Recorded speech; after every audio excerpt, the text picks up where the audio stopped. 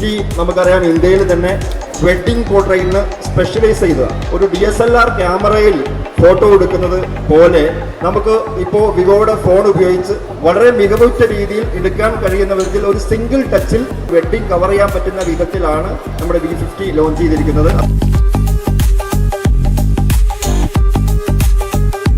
Actually വിവോയുടെ phone ഞാൻ 2 വർഷമായിട്ട് use ചെയ്യുന്നുണ്ട്.